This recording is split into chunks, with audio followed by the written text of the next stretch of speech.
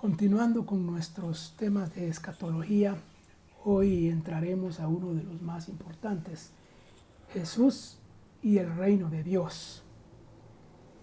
Ya hemos hablado del reino de Dios en el Antiguo Testamento y tenemos que recordar que hemos dicho que este es el tema principal. Según teólogos contemporáneos, el reino de Dios debe ser considerado el tema unificador de la narrativa bíblica desde el comienzo hasta el final. Y siendo así, entonces lo que Jesús enseña debe ser muy importante. El tema es importante de por sí y se vuelve más importante con la persona de Jesús, porque resulta que cuando uno lee los evangelios, ese es el tema de Jesús, el tema principal de Jesús. Así comienza, por ejemplo, el Evangelio de Marcos, hablando de Jesús, principio del Evangelio de Jesús. Luego viene pues las primeras cosas que él hace y luego en versículo 15 habla de que él vino a hablar las buenas nuevas del reino. Así que de eso se trata el mensaje de Jesús. Interesante que ese no es nuestro mensaje, pero era el mensaje de Jesús. Algo pasó en la manera en que nosotros hemos interpretado a Jesús. Pero el reino es entonces la marca escatológica del Nuevo Testamento. Es el tema que marca la escatología del Nuevo Testamento. Vamos a acercarnos a el tema desde la perspectiva del aporte de la teología contemporánea del siglo XX. Un teólogo protestante de mediados del siglo XX, Oscar Cullmann, suizo, acuñó la frase que hoy es muy popular, todo el mundo la usa, el ya y el todavía no del reino. Bueno, vamos a usar esa frase para tratar de entender lo que Jesús enseñaba. Vamos a empezar por el ya y dejaremos para después el todavía no. El ya del reino. ¿Qué enseñaba Jesús sobre el reino? ¿Y en qué sentido eso es escatología? Pues está cumpliéndose. Bueno, su proximidad, Jesús habla de su proximidad. El reino de los cielos se ha acercado, dice Jesús allá en Mateo 4, 17. Pero no es solo su proximidad, es su presencia. Jesús dice, ha llegado a vosotros el reino de Dios, allá en Mateo 12, 28.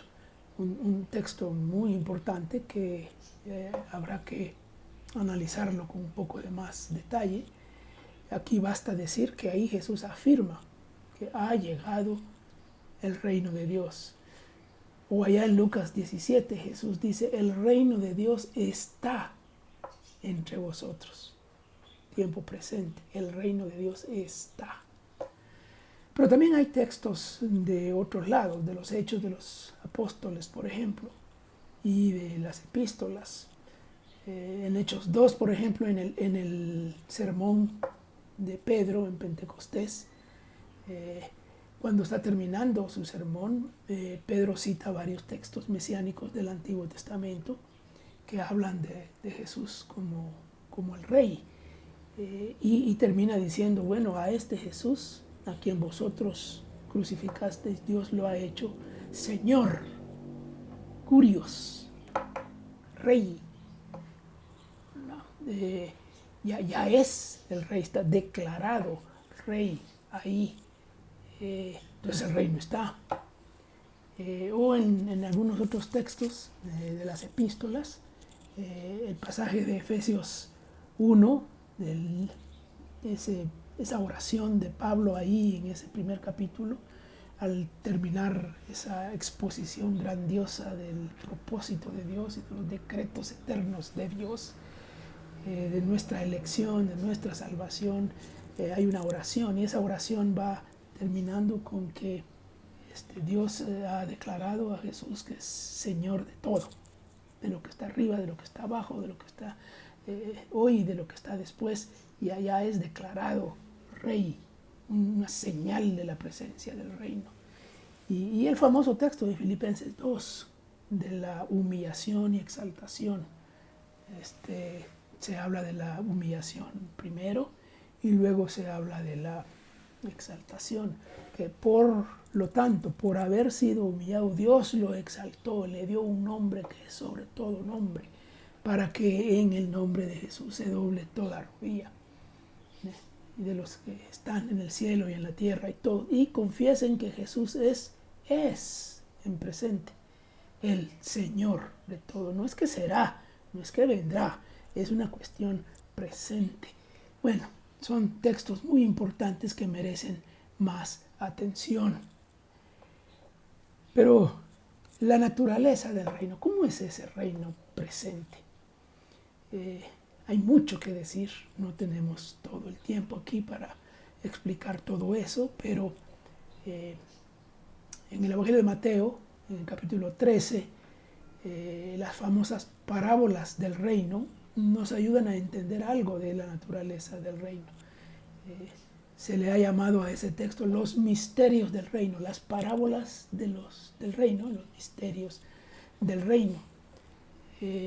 Interesante que esa enseñanza de Jesús, uno de los 5 discursos básicos, claves del Evangelio de Mateo, se da en medio del contexto del rechazo. En el capítulo 12 viene el famoso día de la blasfemia, cuando se le atribuye a Jesús echar fuera demonios por el poder de Belcebú. Después de eso es que Jesús dice que va a enseñar parábolas. ¿Cuál es el contenido genérico de esa enseñanza en ese capítulo? Hay varias parábolas. Empieza con el buen sembrador, la siembra, pero un punto que sobresale ahí es que hay coexistencia del bien y del mal.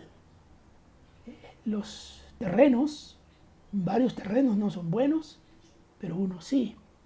En la parábola del trigo y la cizaña están juntos el trigo y la cizaña.